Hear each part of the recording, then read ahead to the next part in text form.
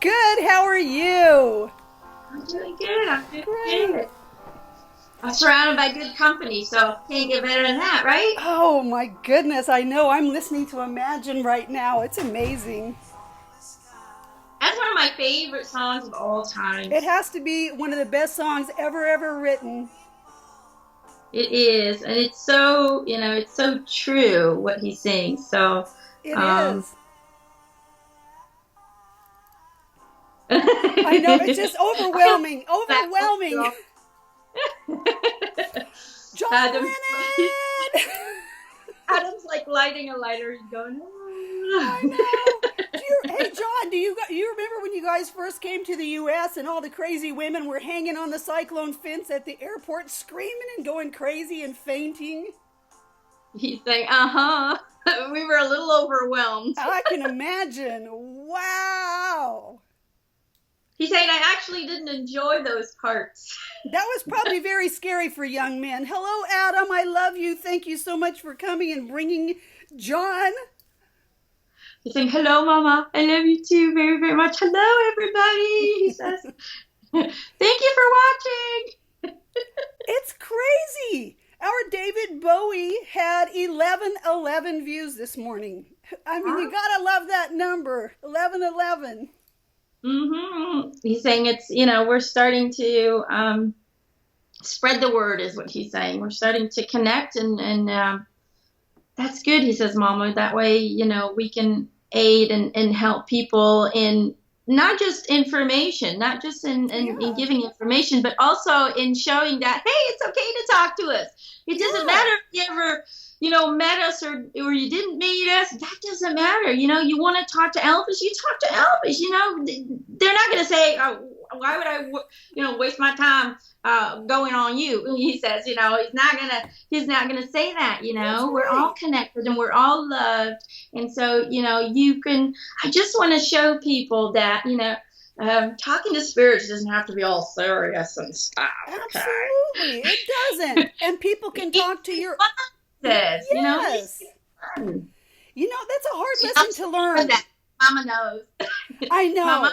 knows how to talk to him in a fun way. You, He said, you, a lot of people, and we're talking about so many years ago, huh? talking to spirits, it needed to be serious. And oh my God, don't take this Oh, yeah. lightly. That's, And yeah. there's rules and regulations, and ooh, there's the restrictions again. He goes, he's saying, fuck that shit. Have fun with it. I Talk know. to them. You might have been one of them. Who knows? That's the only way to discover is to talk to these celebrities, talk to people who've passed on, ask them for guidance, ask them for advice. Never think, well, why would he talk to me? Never have that attitude. Right. Everybody will talk to you because they are in a state of love and unconditional love and passion for every human being that is on this planet and all the other entities as well. So you are just as important as every celebrity out there. You are just as unique and special and create this universal wave of change that comes out of every single one of you. So never think that, people are better than you. Never think that, well, I'm just a nobody. No, they don't want to talk to me. Bullshit, he says, okay? You want to talk to them, you talk to them, okay? And they will give you signals that they're there. Okay, so that's what I want to do. I want people to know to just go and have fun with it. Take the Ouija board out, have fun. Don't go Yes. all that. Don't believe all that hoogie boogie stuff that you see in the movies. That's just meant to make you scared. As long as you do it right, as long as you do it, with the right intention, and you tell them who you want to connect with, that everybody else states out, everything is completely great and safe. So.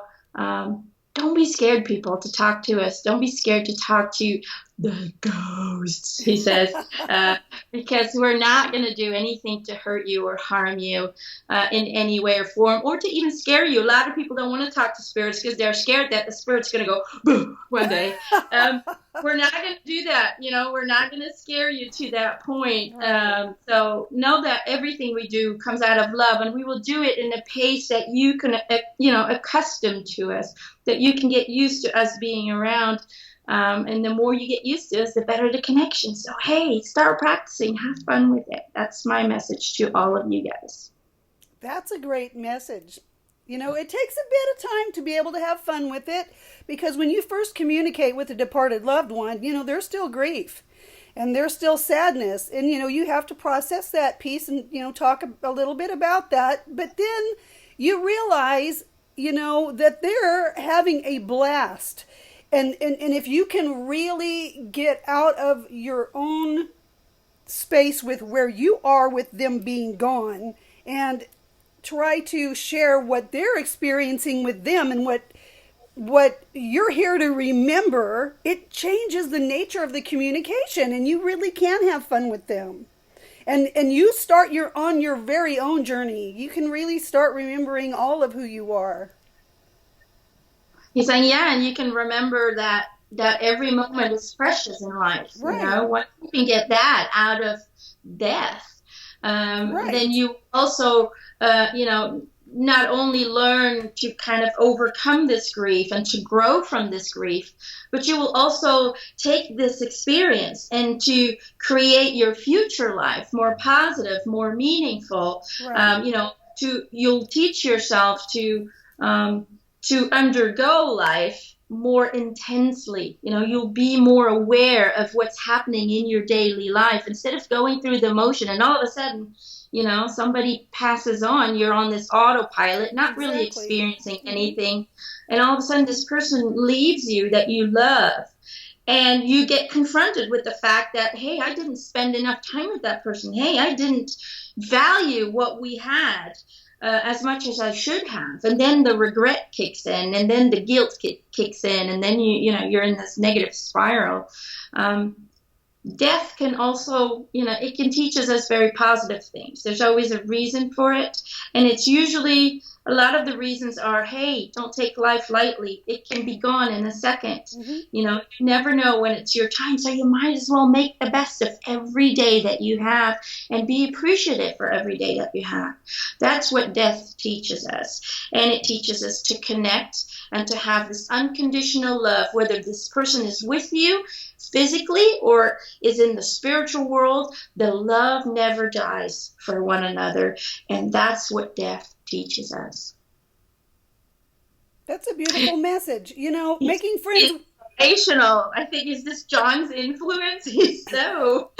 He is. You know what? Shaking hands with death, making friends with death enriches our lives. It And it does, and takes I away think the fear. for me, this is for me personally, from Emmanuel.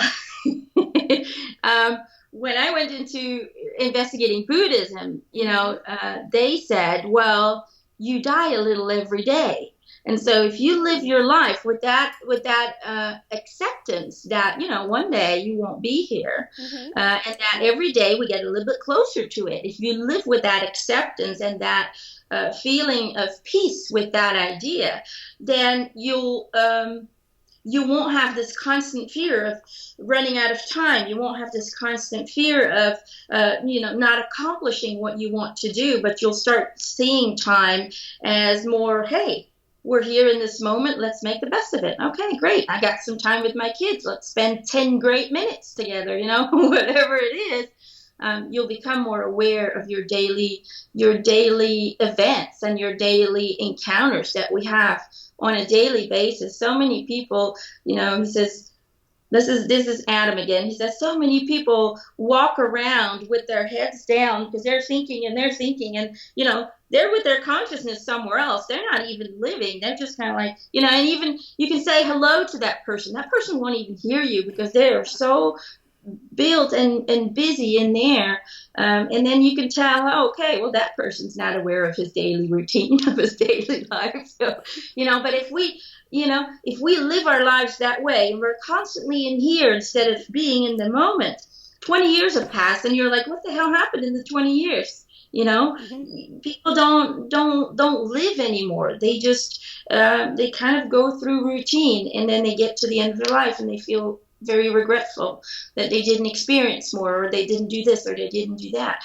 Don't live your life that way, guys. Enjoy every moment. Live in the moment, in the here and the now, and just, hey, We all know it's going to end one day, and then you come back. So, not a big deal. It's just, this is just a learning vacation. That's it. And then you go home, and then you choose another vacation. Let's go to Hawaii this time. Let's go there this time. Some vacations a little tougher than the others, but they're still vacations. You're just here to learn for a short amount of time, and you go home. That's the reality, people. Don't take life so seriously, he says. Enjoy it while you're here. That's the key to finding happiness and balance in your life and to achieve the things that you want to achieve. Because if you release all those fears, you will notice that your goals will come to you so much easier. They will be given to you. They will be sent to you, and you'll be like, wow, all I need to do is receive and take it from there. We make it too complicated because we try to control how life goes. We try to control the universe in order to achieve what we believe we need to achieve. But instead, we need to trust the universe that it will lead us to where we need to go. That's what we need to do. Great message. You're getting so smart over there, Adam. He's on a roll. He is on a roll. You've been hanging out with all these cool people. Why don't you introduce us to the friend you brought with you today? Well, he says today I have the pleasure of having John Lennon with us. He's saying he has always been an inspiration to me because he did not have an easy life, but he found a way to turn it around. He found a way to find peace within himself, even when the outside community would judge it. He still found a way to stay truthful to himself, to what he believed and what he felt. And in that, I see great success story. In that, although he had to leave early because he had found a way to be enlightened within himself. That was his purpose. That's why he was here. He was here to learn, grow, and heal from the past, because he did lose a lot of people at a very young age. And so that really affected him in a very deep, intense, emotional way. But he found peace. He found a way to turn his past around into a positive, and to accept it and to be peaceful with it. And so he had to leave early, but his mission was fulfilled. He was ready to go home, he said. So he left early because he achieved this state of enlightenment? He says, yes. He's saying, hello. This is John. Hello, John. Thank you so much for coming. He's saying, yes, I had achieved a state of peace and balance within myself, and a state of self-love that I had never experienced before. And that's why I was here. I was here to discover self-love and to discover healing within myself instead of trying to find the healing outside of myself. Of course, he says, my early death is also contributed to some of the lessons of my children, of my wives, and of some of the fans. So although some people wouldn't agree with me, he says, I died at the right time. But he says, although my body died, I'm still very much alive within a lot of people. I'm still very much alive within the music industry, and also within certain teachers, certain spiritual teachers that I'm guiding. He's saying, when I look at my life, I had lost so many people at such a young age that I really felt abandoned. I really felt like I was restricted from love, he says. He's making me feel like his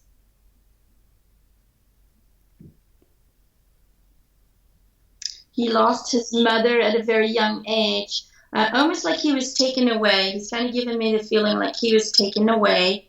And he's saying that he had to live with his aunt for a very long time. And so every time his mother would come into his life, it was always for a short amount of times. And he says she eventually died. He's kind of given me the feeling like he was 17 or 18 years old. She died of a car accident. Also making me feel like his father had abandoned him at the age of 4. And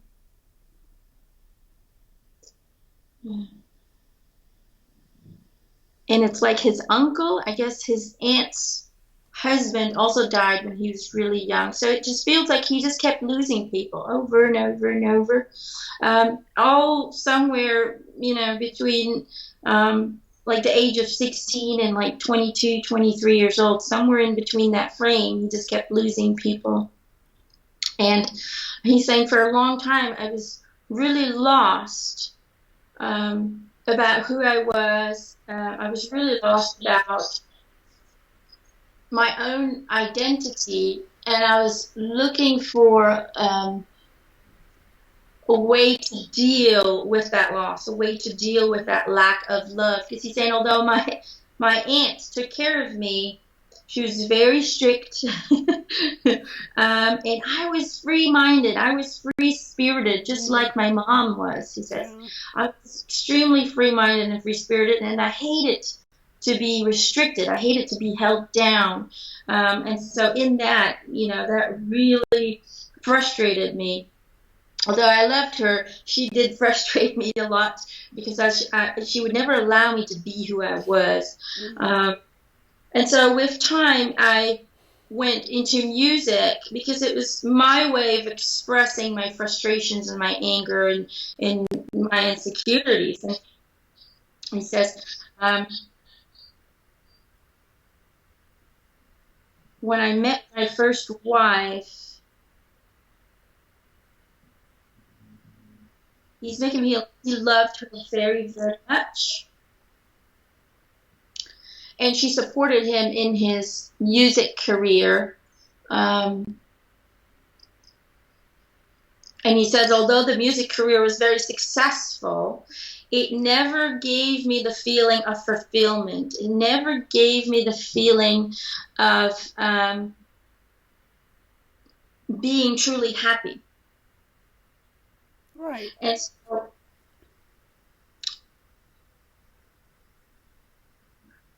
he's saying, believe it or not, but fatherhood gave me more joy and more fulfillment than the music career ever did. He loved his children very, very much.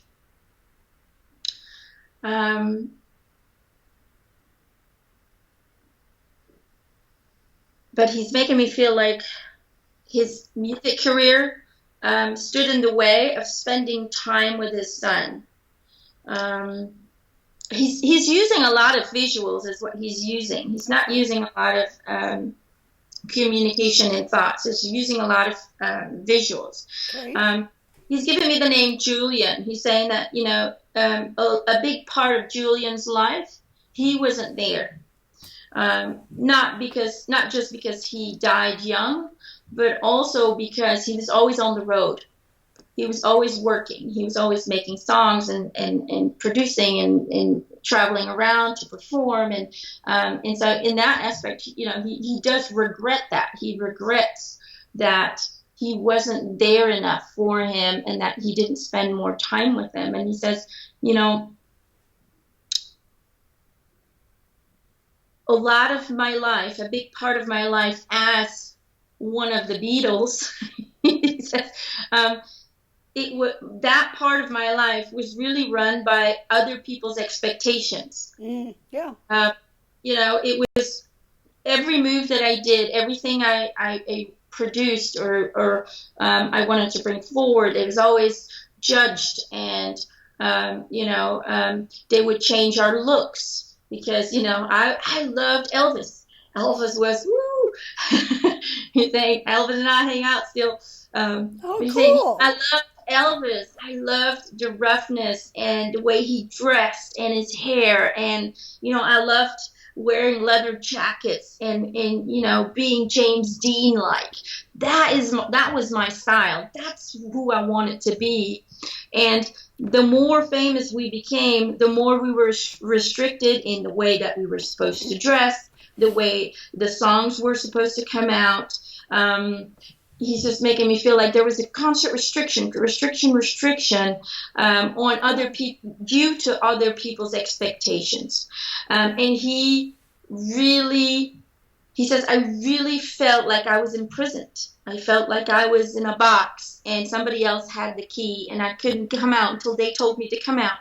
Because not just, he's making me feel like not just, like record makers or producers. I'm not really sure what they're called, but, the people who bring forth the music and so forth. But also, although I loved the fans, but the fans would also restrict you.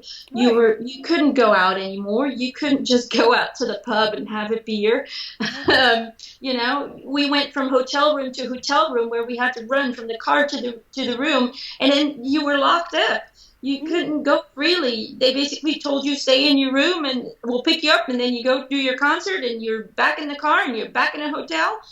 You were imprisoned. It's not very glamorous, is it? It's not as glamorous as people think, he says. It's not. But that's the reality. When you get to such a fame, celebrity status, you become imprisoned in this fame. You Right. become, a prisoner of your own success in a way. And so Yeah. for me, he says, I really needed to find myself. I really needed to discover who I was because I was going into drugs. I was going into alcohol. I had a really short temper as well. So I could be really sweet one time and I could just, explode into this very violent person, which I didn't like. I always felt very regretful afterwards, but I did have these outbursts of anger, of this built up anger that I've had over the years. And, somebody would really make me upset. He says, I would almost kill them. I would almost beat them like crazy. And that's a part of me that a lot of people don't know about. But I did, I did have really good moments and I had some really bad moments. And I didn't want to be that person anymore. I didn't want to be that person that was fulfilled with anger and hate and the feeling of being abandoned and the feeling of, although I had all this love from my fans, I still didn't feel loved. And the Right. reason for that was I didn't feel the love for myself. And so I kind of learned through, he's talking about spiritual teachers or teacher. He learned that life should be what you want it to be, and that you should, that it all started with loving yourself, and it started with releasing the expectations of others and introducing your expectations, introducing the internal expectations instead of focusing on the external expectations. And he's saying, they really taught me that happiness starts from within, that you need to find out who you really are. You need to find out what you want and expand your awareness of the everyday. And that's when things started turning around. Now, he's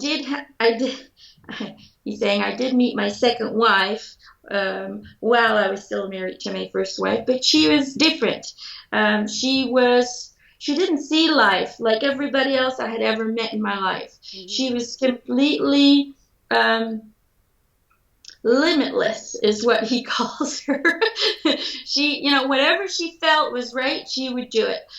Whether or not people, agreed with it or people liked it, she really didn't care. She really went with what her feelings told her. And yes, she had her, negative aspects. We all do. We're all human, but she opened the door to the possibilities that everything is possible. And she opened the door that for me that I could do what I wanted to do as well, regardless of the criticism that I received from fans or the criticism I received from, from musicians. I stopped caring about all that criticism. I stopped caring about the external factors Mm-hmm. that used to influence my life in such a heavy way. And I really just started focusing on what was important to me, and that was my family and my happiness and my spiritual development, And he's saying, what I want to show to people is that if you really want to find happiness in your life, then you need to take distance from the external expectations. You need Mm-hmm. to take distance of what other people imprinted on you on what happiness is, on what success is. Mm-hmm. And you need to come to terms with who you are, what you want to do in life, and find your own truth. That's the message I want to bring forth here. He says, we all have special abilities. All of us. There's not one person out there who does not have an ability that will be beneficial, not just to you, but also to others. Mine was music, But, music for me, I didn't want to originally be a musician. I wanted to be a painter. Really? Yes. He says, I loved writing and I loved painting and arts and all of that. And I applied for art school. But he says, they didn't approve me. So I needed, Wow. for me, that was a way of expressing myself. That was my way of releasing that anger and releasing that trauma that Mm-hmm. I had had for years and years and years since I was a little boy. And so I had to find another way to express myself. And so that went then into music. I got myself a guitar and I started, my mother taught me how to play, because my mom played the banjo. And, Really? my mother taught me how to play the banjo. That's how I started, and then later on, went on to guitars. And That's just lovely, John, that your he's mama like, taught you. yeah, he's saying my mom was like me. She was um, very open-minded, and society would judge her as being unreliable and being a little crazy, but she was just a free-spirited person. And when my father, he's making me feel like because he's saying he was born in the World War II. And he's making me feel like his father, um, he kind of went AWOL. It's like he jumped ship and he left. And my mother, he says, he's making me feel like his mother didn't find out until she went to go get her paycheck, to get the paycheck of her husband. And they said, What? well, you can't have any money because he went AWOL. They can't find him anywhere. So he just Oh left. my He just abandoned goodness. his family. And so my mother kind of, went into this whole depression, and then into kind of a self-searching, who am I, thing, stage in her life. And so they decided that I should not stay with my mother. Other people decided that my mom was not a good influence on me, and so they took me away, and put me with my aunt. And when my mother came back to claim me, my aunt wouldn't release me. She wouldn't release the custody over me. So for a very long time I didn't have a connection with my mother on a regular basis. She would come in every now and then and see me, but I never had that motherly, connection. And then by the time that I was old enough to make my own decisions and I finally got to be with her, she died in a car accident. So I never really had that motherly love that I feel I deserved. Mm-hmm. And so I was always looking for that in other women. um, and so he's saying, with Yoko, I felt that she Mm-hmm. took care of me in a way. I was always the one in control, but Mm-hmm. with her, it was okay. I felt like it was okay to say, okay, you take care of things, and I'll just be here and be a house father. Because he says, I was a house father for a few years where I just took care of my son. And he's saying that was okay. And she was doing all the business stuff. That was okay by me. In a way, she kind of gave me that motherly feeling, like, hey, it's okay, I'll take care of you. Not to worry, I love you and I take care of you. And a lot of people resented that. They did, yeah. Because he says, a lot of people blamed her for things that were my personal decision. They were not hers. Did she kind of have a say in it as well? Yes. But we came to a joint agreement. We came to, for me, my music needed to come from my soul instead of, hey, we need some songs. You need to record. I wanted to step away from that. And she... as long as I was in the band, I didn't have a say over it. As long as I was in that band, I needed to follow their rules, their regulations, and therefore continue to be restricted in what I did. So she told me that I needed to follow my heart. And if I want to make music at my pace with my words about the things that I cared about, then it's better, to step away from that and to go, do it at my own pace, let the inspiration flow through me instead of being told, hey, now you need to make a song. Hey, now you need to record it,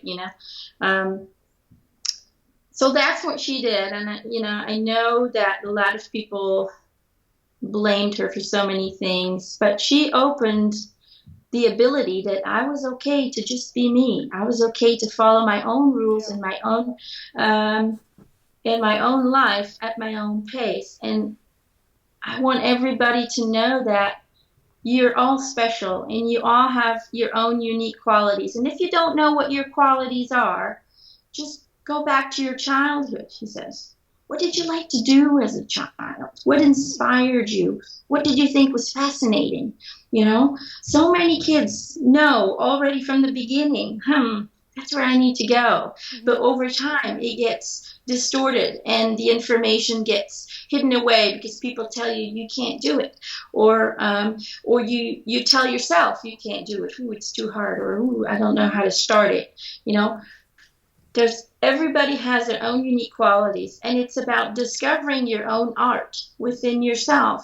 And when you find what you're passionate about, then you can go and see, okay, how can I introduce that in my life, in my daily life, or in my career? That's the next step, he says. So it starts with going deep inside and finding your own passion, finding what makes you feel happy.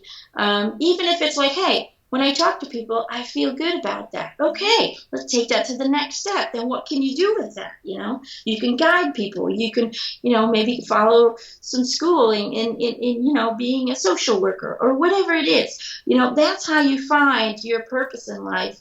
And for me, my purpose was about sharing songs. It was about sharing information, and it was about taking people and showing them there's a possibility in everything.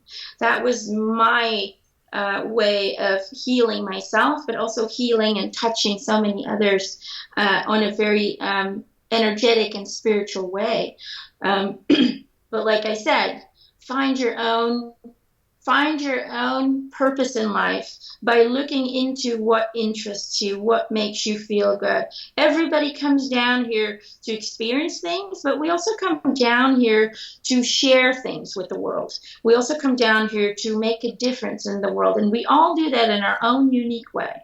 A nurse does it in caring and healing. A construction worker will do it in building, a roof, a home for people. Everybody has their unique purpose, and as long as you stay true to what you feel is right for you, and disregard everybody around you, those external factors, they shouldn't matter in your decision making. That's when you will feel that peace and that balance within you that I found at the end of my life as John. People hated me for it. People thought I was nuts. People blamed me for the breakup. Whatever it is, I didn't care. I was good in what I did, and I felt happy. Um, and yes, I did things that I'm not so proud of, but that's part of life. It's part of the learning lesson. So all is good, he says. All is good. And find your special gift and apply it to the world. And you will see that only happiness and truth will come to you, because what you will be sending out is good vibes, good energy, and love. What you will receive is truth, unconditional love, and happiness. So go out, explore the world, and be you, he says. What a beautiful message. You know, I read somewhere recently, John, that you were here around the time of Jesus. Now, I don't know whether to believe this or not, but were you incarnated at that time as somebody else whose name might be familiar to us? He's saying he was incarnated in that time. He's making me feel he was not Jesus. No. He's making me feel like he was around him, is what he's making me feel. Yeah, this person was around him. I was given a name, but I'm not going to say it. He would know his name if that was him.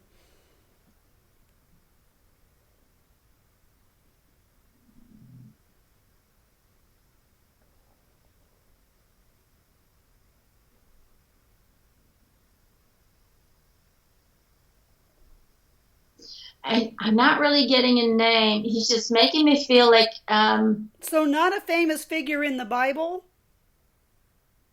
he's saying no, but he Okay. was with him very closely, almost kind of like an assistant is what he made me So maybe feel. not a disciple, but he was somebody who was in the crowd? Yeah, he was there. He's not in the books, is what he's saying. Very I was good. he's saying, Very darn good. it. So, okay, since we're talking about weird stuff anyway, was I there? I'm He's not saying talking. you were. I don't know. People call me crazy. Call me crazy. It doesn't matter. I don't care what anyone believes. I may even edit this part out. Why? Well, here's the deal, because it's just too crazy. But I've been told by too many different people that Greg and I were both there. And because this was such a famous time in history, nobody is going to be inclined to believe it. But this is something else that I've noticed, that a lot of other people I've connected with on this timeline, you being one of them, a lot of us have woven in and out of this 2,000 year period timeline from the time of Jesus till now, because of certain historical changes that were going to take place having to do with sacred information that was at first guarded, and now it's okay to release us. And many of us were involved with those kinds of things, from the Knights Templar to the Cathars, many, many different ways. But, I was told a number of times that I was there and Greg was there. And since But John... you were both men, he says. You were both men. Okay. Hmm. Very interesting. Okay. I don't need to know any more than that. I just wanted to ask. I mean, it's already too weird. I'm not going to ask anymore. Again, I don't even know if I'm going to chop this out because I don't want to deal with the weirdness. But Oh, maybe I need to just buck up and be like John and say, I'm doing this for people. Adam and I want to do this to spread the love, and it does get a little weird. And if you don't think I have trouble getting my head around it, you are wrong. I am as left-brained as I am right-brained, and if you think you can present any argument to me that we haven't had with ourselves, think again. I was saying, what's wrong? What's wrong with weirdness? He's saying, we've all been somebody, that have been in a book somewhere. I can guarantee you that. He's saying we have lives all over, every century. So what would be so weird about that? He Well, how says, about, because people. people want to be able to see it, and they want to be able to explain it, and they want to be able to measure it. Yeah. So when it comes to Cindy and my own personal evolution, I don't feel the need to discuss anything about me that you can't see or measure or explain. Because, I just don't. It doesn't matter to me what anybody else believes. Because I'm Cindy right now anyway, so who cares? Yeah, and he's saying, the other thing is, he says, Mom, is a lot of people try to see, Jesus' time all the way to here. Well, you should have evolved. Yeah. A lot of people have don't understand that all these lives are happening right now, Yes. simultaneously Yes. at the same time. Because Uh-huh. people think, well, if Jesus was Jesus, then he should be like God now. Why not? Right. He We should have have some gone up, he strange. says. We But think it's this is not that strange. way. Yeah. You know, it's not that way. I mean, you can be Jesus in those times, and you can be a cleaning lady, in the next century. It has, That's you know, the point. you can be an atheist cleaning lady in the next century. It has nothing to do with an evolution according to our timeline. It has nothing to do with that. Right. Everything is happening at the same time. So in one life you might be Jesus, and in another life you might be Jack the Ripper, and in another life who knows. Um, we all have to experience everything in all different Exactly. angles and corners and ages and times. We all choose sometimes similar lessons in a different frame, in a different picture frame, with different backgrounds and different pasts. Because he's saying that's the cool thing about life, about being aware, about the awareness, the universal energy, is that it never stops evolving. You can never have the same life ever. Right. It's not possible. And that's the cool bit. You need to see your life as this unique event where something, what you're doing at this moment is affecting the world, is affecting the future, Right. so see and understand and accept how special your life really is. So many people go through this thinking, well, if I was famous, or if I was Jesus, or if I was Buddha, my life would be completely different. But you are Jesus. You are Buddha. You are Yes. famous. Yes. You Yes. for Yes. everybody all at the same time. You are everybody and everything around you. And I can guarantee you, in one of your lives, you will be successful. Okay? Because it's a path that we all have to go through. We have to go through the pains of success. And we choose one life here and one life there. So I can guarantee you, you're all VIPs, he says. I promise, you're all VIPs. I love how you said the pain of success because people think, if you're successful, that everything's beautiful. It is not. We It's are not. all the same. He says, that's why I'm Right. bringing forward these celebrities, because I want to show you that being famous is not the key to happiness. It's not. It's you here, what you feel about you, your life, how you stand in this life that you chose.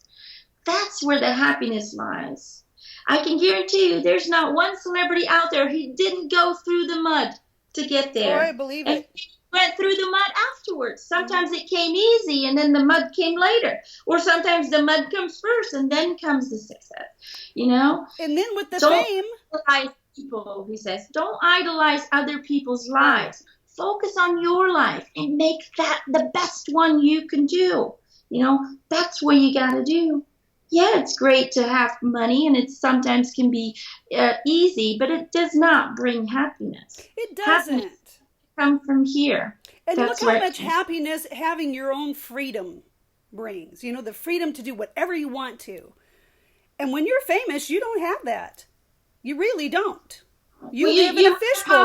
possibilities. Money opens up It possibilities. does. That doesn't mean that you are happy with your life. That doesn't mean Right. that you feel content and you feel peaceful. Hmm. Uh, Happiness starts with being true to who you are, feeling good about you.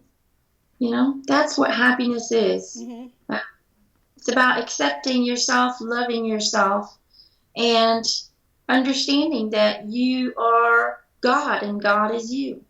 You are source and the source is you. You're one. That's where the peace lies. He says, look at people on earth. The happiest people are usually the poorest. That's true. They take day by day. They take their life day by day. They don't think about tomorrow. Who knows what's going to bring? Mm-hmm. They say, okay, well, we're happy here in this moment, and we're going to try to make the best of it. Mm-hmm. You know, the happiest people on earth are people who have rejected materialistic things, and who really have gone for a path where they love the universe that they're in, and they love to help and aid other people, and they just live mindfully. That's where the happiness is. Just look at the Dalai Lama. You know, I mean, he just travels around and, you know, tries to inspire people to show compassion and love for one another. He doesn't need a fancy car, and he doesn't need a fancy cell phone and lots of money. He knows that wherever he goes, people will take care of him. He's welcomed in other people's homes and, you know, in places. And so he knows that there's love everywhere. And so that's what he wants to share with the world. You know, he not only loves himself in this position. I mean, I'm pretty sure he probably had times where he's like, man, I can't just go everywhere. And, you know, I couldn't have a family and children. You know, he also got restrictions in his life, but he made peace. That is his journey. And it's in that peace, it's in that acceptance that he found love, and that he found that balance within himself, that, hey, this is my journey, and maybe the next life I'll have children. You know, that's okay. You know, he took the hand that was dealt and said, fine, let's make this the best life possible. Let's make the best out of this, and let's educate others to, you know, to find peace, to find love within themselves. You know, you have to look at what you believe is your mission, and then go for it. You know, find that happiness in what you do, because going through your whole life hating your job, hating your life, that's not living. You know, then you come home and you're like, man, I should have really enjoyed myself more. You know, that's you get your life's review. You're like, oh, why didn't I do that? And why didn't I do that? Okay, let's try again. Take a vacation first. Yeah. So are you here? That's the cool part about being in the spiritual world. You don't really need to take a vacation because everything's happening all at once. So that's true. A minute on Earth is like an eternity there. So no Did you come back? Are you here now? Are you on this timeline? He's saying, I'm not here on this timeline yet. Okay. He's making me feel like he will be coming in, though. What are your plans this time? He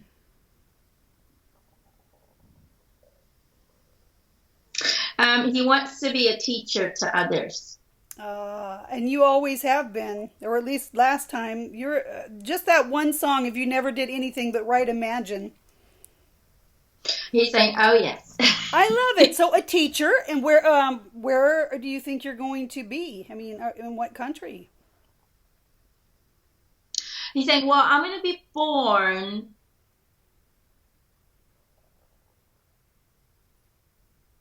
He's given me, let's see here.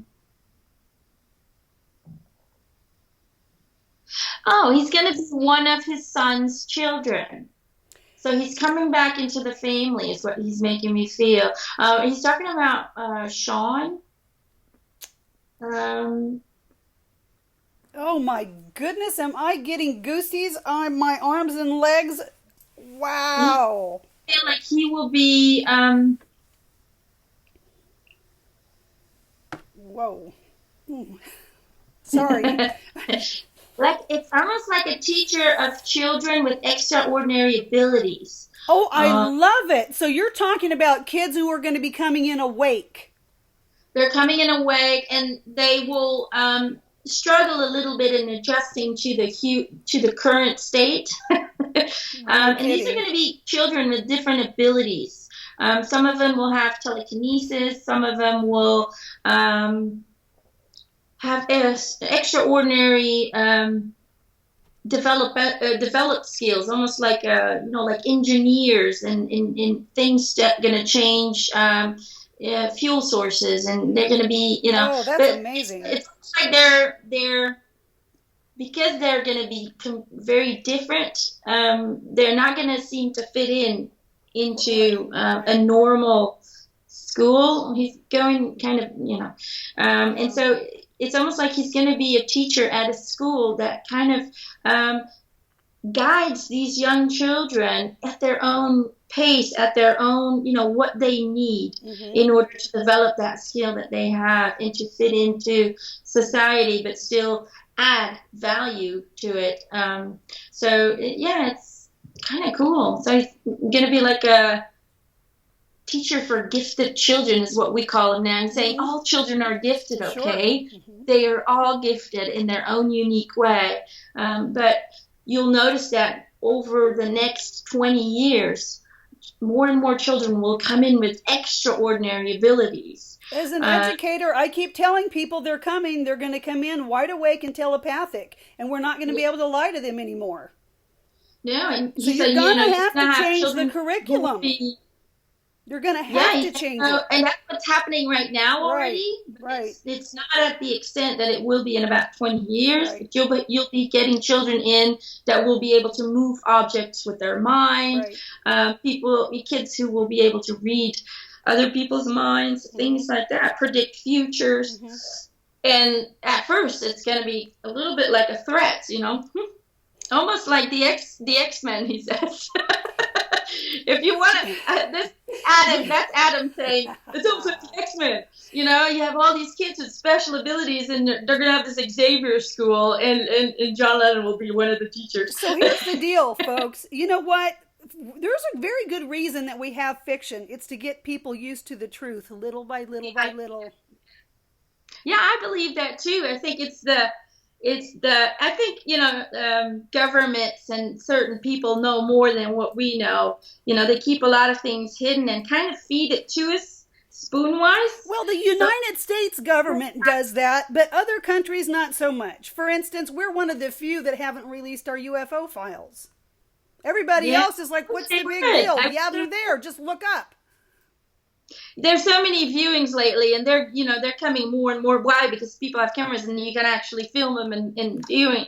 So, but if you look at just movies and shows, it's all about supernatural. It's all about aliens. It's all about very spiritual subjects. They're just getting us ready. They're getting us prepared, and I think this is what Adam is saying. He's saying, these alien species and these groups, it's almost like groups of angels who are actually communicating to like directors and writers and all that. They actually give them the ideas. Hey, let's talk about this, shall we? And they use them in a way to bring forth information until people are so common, so used to, hey, okay, there's aliens, according, that when they do show themselves eventually, or the truth does come out, people won't be so shocked. It'll be like, oh yeah, well, we've seen it in the movies. We all already knew there was something going on, and that's what they're doing. They're slowly prepping us for this encounter, for this this revelation of, hey, we're not alone. Hello, and also for the spiritual world. A lot of them. A long time ago, he says, when it came to the spiritual, it was always shown in a very negative way, scary, ghost stories. It was always very negative. Now, if you look at the evolution, when we talk about spirits, the movies are starting to become more positive. It's all about love and connecting and hey, it's about, there is no boundary, there is no limitation, there is no separation. That's where we're headed. And that's where, media comes. It's an important key. It can go both ways, he says. The media can really enlighten us, but it can also really cover our eyes. Well, we should question we need to question what we see, not just believe it because it's written someplace or because we see it on television that it's real. The news says it, so that you just have to swallow it. He says, follow your heart. If it feels right, then it's going to be right. If it feels like, I don't know, then there's something that they're not saying, or they're covering up a lot of things. That makes perfect sense. The media, the news is being used to control people by inducing fear, and so be aware of that. Look more into the documentaries, things like that, where professors are talking and these people who are investigating things. There's so many videos about DMT and about aliens out there, about the proof that they have. It's not because the news doesn't say that they're there, that they're not there. Right. Look at the astronauts. Why would they lie? Look at the astronauts telling people openly, hey, this is what we experience. And now that we're older, we can talk about it. We won't lose our jobs anymore, things like that. There's so many people who came out about Roswell, CIA agents who were, at the end of their life, they couldn't, what are they going to do? Kill an 80-year-old man, who finally come up with the truth. So, find your own truth, follow your heart, but don't just swallow anything the news gives you, because the news is usually run by groups of people who want to restrict people's thinking and restrict people's freedom in a very, by inducing fear, by inducing, trying to justify certain actions by inducing that fear upon people. So. I did read something interesting in the news the other day that I want to talk about if we can for just a second, because this has to do with my hometown. I live in Stockton, California, and that's where Adam lived.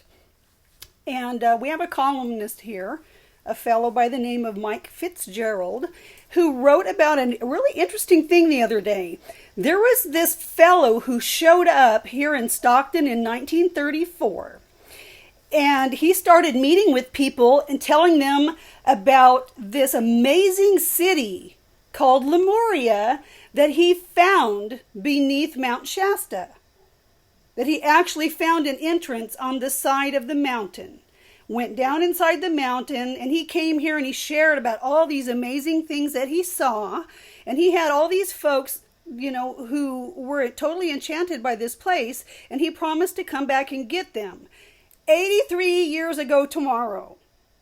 Oh, wow. So June 9th, 1934, 80 people were standing on the banks here waiting to be picked up in these boats from Lemuria with glass bottoms, and this guy never showed up. So what happened was somebody became interested in the story. Mm-hmm. He presented himself here with the name J.C. Brown, and he was supposedly a mining engineer from Mount Shasta. Somebody investigated the story, and they found that his real identity is his name is John Benjamin Body. He's in the spirit world. So while I'm talking to Emma, Adam, John, could you guys run off and grab John Benjamin Body? Eric, if you're there, go fetch him, would you? Okay, so this is what happened. They decided this guy was just a crazy man and that the whole thing was a ruse, or that he was a flim-flam man. But here's the deal. He never took a cent from anybody. He never took any money. All he did was share these stories with people who became interested. They wanted to see the place, and he promised to come back and get them. And then he didn't show up on that day. So they just decided it was an elaborate ruse. But I figure, there's got to be more to the story. If it's possible for us to bring in John Benjamin Body, I would like to hear his story about why did he come here with that story? Is that something that was true? And if that's the case, why did he not come back and get these people?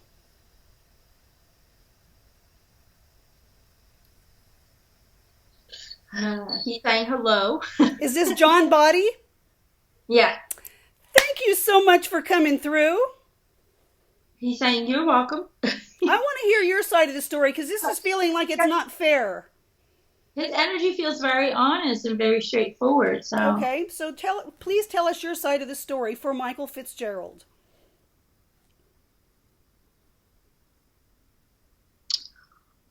He's saying okay. He's making me feel like he was a geologist. A geologist? Not a mining engineer? Okay. He's saying he's a geologist. Okay. And he was British. And he worked for a British company, kind of like a mining company of some sort. Mm-hmm. And he's making me feel like they went to New Mexico or in that area there. And he's saying, well, to make it a little bit shorter, he's saying, so it was 1904, he says, and I discovered this mountain, but something looked different to me. The rock formation didn't look like it should have looked in my book. And so I went out and explored. And he's kind of showing me a picture of how he's like chipping away apart. Mm-hmm.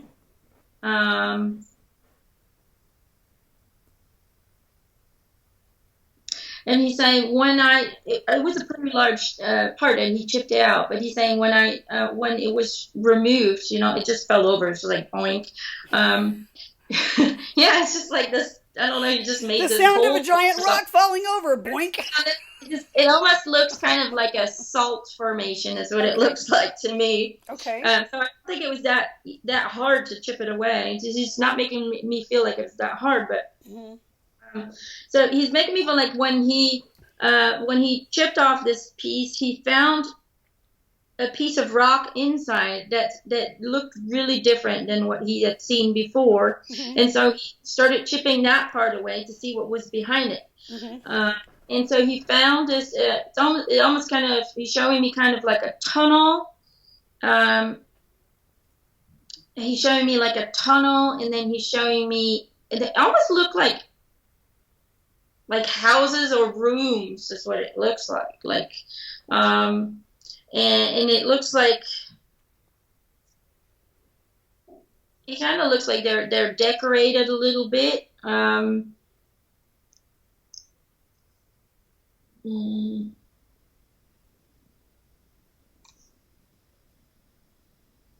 Not like we would decorate our house, but I don't know. It just kind of looks like there's drawings on the wall.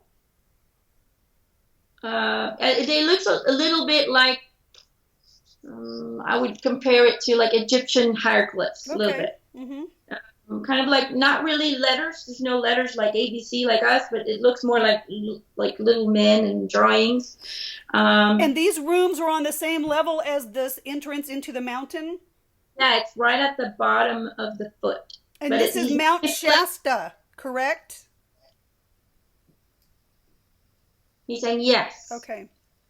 He's making me feel like he kind of had to go through a long tunnel, though, before he got to those little house things, whatever it was. It almost looks like, like it's this place where people lived underneath, like a cave kind of thing. I don't know how to explain it.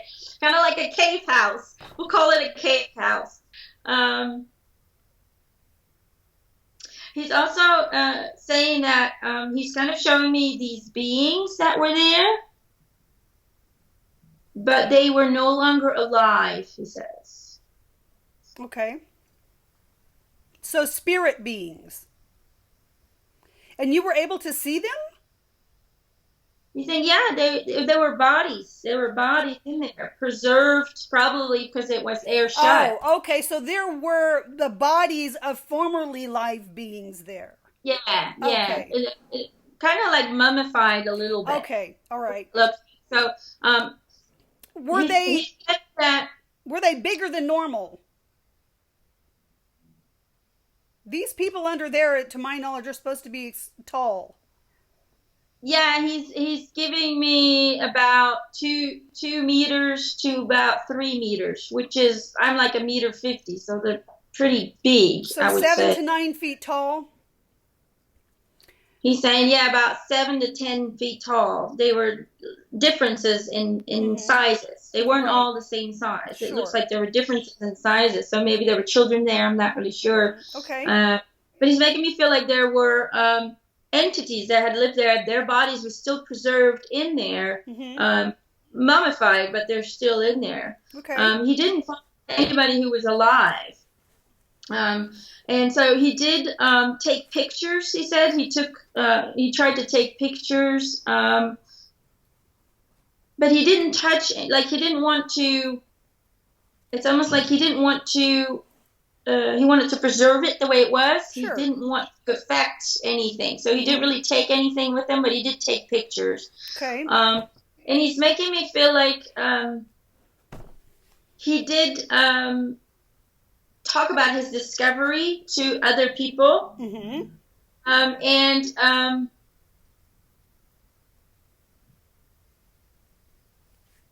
he's giving me the feeling of being chased, like he had to run, like he had to change his name, he had to change his identity because of his discovery. They wanted to keep it secret, or they wanted to cover it See, up. that's what I thought.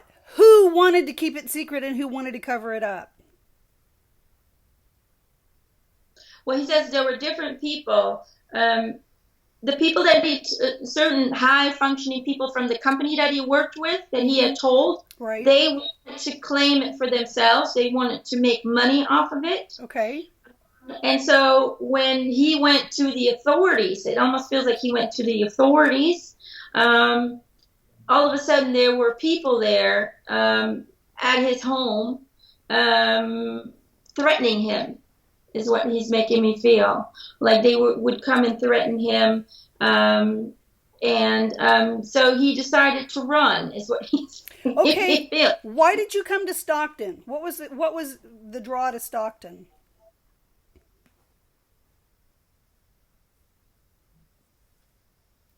Well, he's saying I didn't go to Stockton until 30 years later.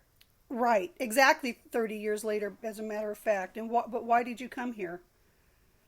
When you came here, did you come under the name of J.C. Brown? He says yes. Okay. He's making me feel like he had family here, or he had family in Stockton. Really? He's making me feel like he married a girl, and her parents and her brothers lived in Stockton, and so he decided to go to their family, I guess. Okay. That he was far enough away and he had run enough away and changed his name and changed his identity in order to be safe. But you told all these people about what you found and promised to come back and get them. Is that true? He's saying yes, because I wanted the truth to be out there. I didn't want to cover this up. And so I thought I was far away enough from these people that I still had enough time to show people, so they couldn't just kill everybody. Oh, I they get you. Kill the whole city. That was my plan. It took me 30 years of hiding, hoping they would, let me go, hoping they would stop looking for me. And then you show up with 80 witnesses on a boat. Very clever. And then he says, when I got there, we figured Stockton, it's in the middle of nowhere. Would be fine. But he says, I really wanted this to come forward. And so I had talked to some reporter. He had talked to like a reporter and a publicist or something about it. Can you give us names? And if not, don't worry. Don't get hung up on it. The reason I'm asking is because Michael can verify this.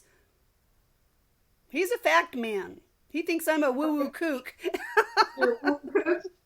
Well, I'm not really getting into name, but he's just making me feel like he talked to people and they wrote it down, like they penned it down. There are records. Okay. Then he kind of, he talked to people, wanted to listen and hear, and he figured if I bring it out, they're not going to be able to deny it. They're not going to be able to, say all these people are crazy. Guess so what? For me, they did, and they are. Oh, that's it. It's going to come out now, my discovery. And I also wanted to kind of claim my discovery. I wanted to claim that. Well, do it now. Do it now. Tell us why you didn't come back.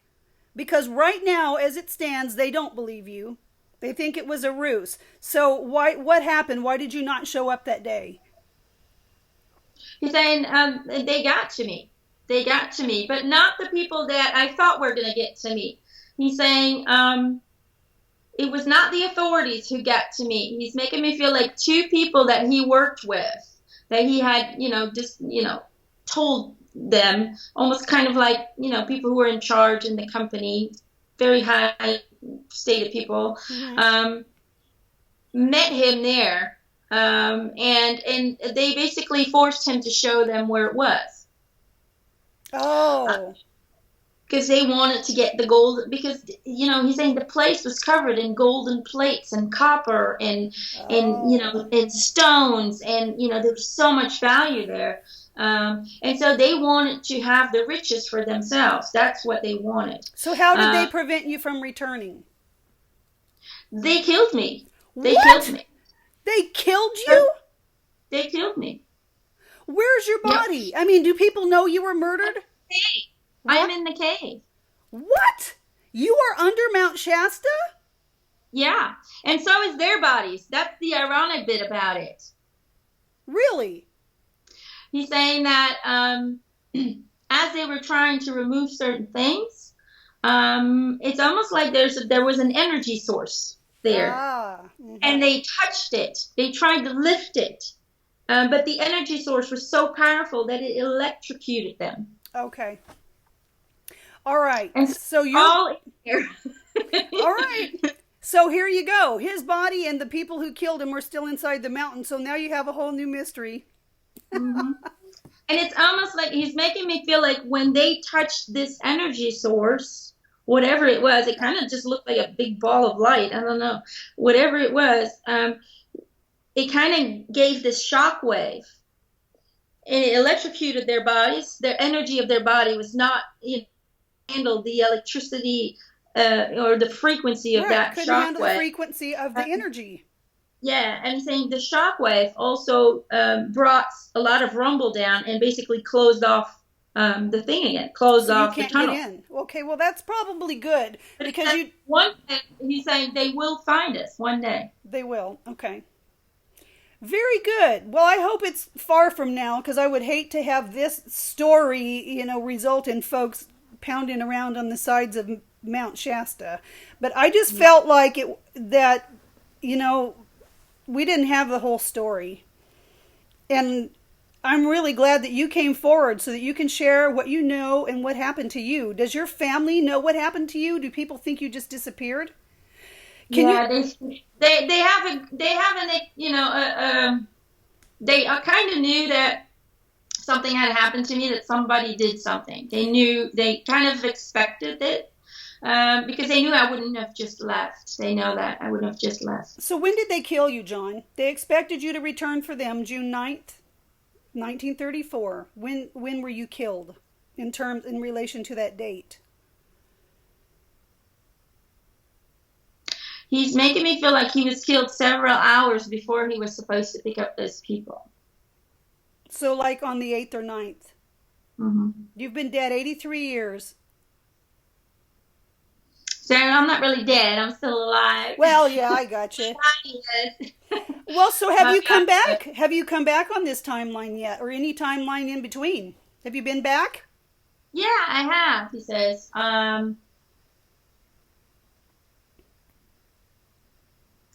He's saying in one of my lives, I'm an archaeologist. And in another one, he's making me feel like he's a doctor. So you have 2 incarnations on this timeline? Are they both still alive? Yep. Okay.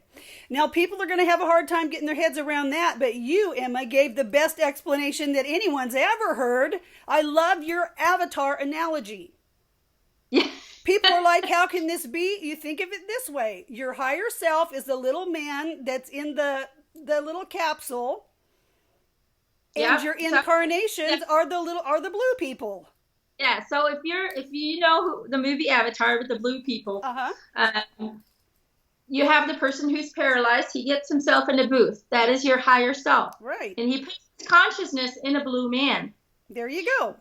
That is you in a life somewhere on Earth or any other planet. Yeah. And so you multiply that with thousands of lives, all at the same time in all different locations and all different time zones. That's what it is. And so when, let's say, a blue man dies, the consciousness merges back with the higher self. And that's how you can have all these lives all at the same time in different locations, even in the same time zones, but in, let's say, different locations, and still be individuals and still be one at the same time, because you're all connected to the man in the booth, and that man is experiencing all these individual avatars, growths and childhoods, and getting married and whatever they are going through in their lives. They're all experiencing that, and your higher self, the consciousness, is growing and evolving through your personal experiences. And so when we die, we merge back with our higher self. And whenever a family member says, "Oh, I want to talk to my grandfather who's passed on," the higher self releases that consciousness with all the memories, with the qualities that you were, with your feelings and your emotions and your hopes and your dreams, and releases that, and that consciousness comes forward and says, "Hey, I'm here. What's up?"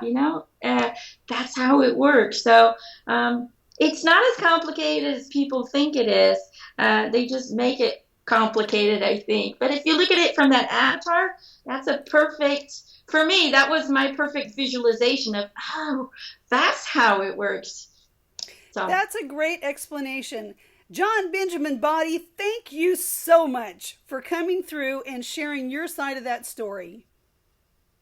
he's saying you're very welcome. And John Lennon, thank you so much for coming through and sharing your story. Would you like to leave us with any last words? He's saying it all starts with love, and it starts with the love from within, and then the rest will just flow. He says, just flow. That's all you got to do. Flow. Love it. Thank you so very much. He's saying, I love you all. Love you, John. And Adam, thank you so much for another amazing time chilling with you. You're just so much fun to hang out with. You think so, you mama? Thank you. You think we're just like two peas in a pot? I know. It would be fun to hang out with more live people. I love hanging out with my ghost friends, but sometimes people think I'm so weird. That's all right. With time, that'll change, mama. That'll change. That's okay. I'll have my own group of woo-woo people who also talk to ghosts. I do talk to live people, just in case folks are wondering. Actually, I love talking to people. I talk to the folks who watch the video. I talk to folks who read the blog. It's fun. This is why we do this. We do it because it helps people. It spreads the love. We're all connected, either in a lifetime or in a spiritual time. Doesn't matter. We're all connected, and it's all about sharing each other's lives and energies with one another. As long as we continue to do that, then there's still hope for humankind. Absolutely. So, Adam, since we're going to be sharing this video with Mr. Fitzgerald, do you have anything you would like to say to your friends here and homies here in Stockton? He's saying, I love you all, and some of you I might have not met, but we're all connected, and you can call on me at any time if you need some information. I will be there and connect, not to worry. Have fun, enjoy life, and you know what? Sometimes a good mystery, it keeps people driven, keeps that passion going to find truth and finding answers. So you guys are all doing a great job. That is great. Emma, you just amaze me. I mean, seriously, this is so cool to me how you brought in John and you told this story. Okay, so Emma, I'm just going to share with you, just so you know, because you deserve to know this. John Benjamin Body's in-laws lived on South San Joaquin Street, directly across the street from the place where he shared this story with the 80 people. So you were right on. Wow. Cool. Now, I don't know anything about the wife or the brother because I only know what I read, but I read the in-laws lived across the street from where he told this story. So you got that on the head. So here we go, folks. So you guys have to decide for yourselves. She brought that information through. She brought him through. You heard his side of the story. Now, if you want to believe it was a ruse, how about this? You can believe anything you want to. I just feel like, we did the fair thing by allowing John the opportunity to tell his side, and we have verified that Emma connected him to Stockton and with his in-laws being here. Way to go, gal! Adam is saying, whether you believe it or not, it doesn't really matter. As long as you follow your own heart, the truth will eventually come out. That's absolutely true. Remember, folks are going to find him. They're going to, well, I don't know about the other bodies. They probably are a piece here and a piece there, but anyway. I don't know.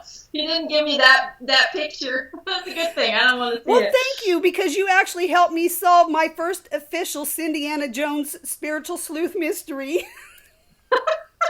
We need to do more mysteries. I like these. We're going These to. are fun. That was fun. All right. So, Emma, thank you so very much. Love to you and yours. I sending love to your family. Your father's surgery went well? His last surgery went well. They did have to amputate a toe and parts of other toes, unfortunately. But he's doing well, and his spirit's up, so that's so good. Glad it wasn't more than that. Yeah, So, I know. It's better than taking the whole foot off.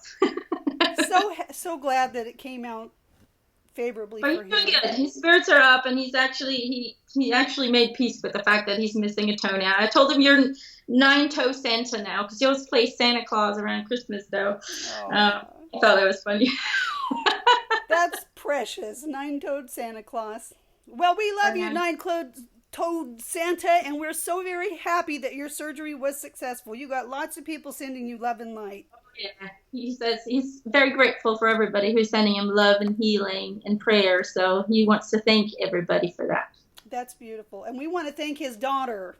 I want to thank you for helping me communicate with my son and all these amazing spirits on the other side and bringing through all this beautiful information to the world. We love you, Emma. I love you guys too. Until next time. Bye. Bye.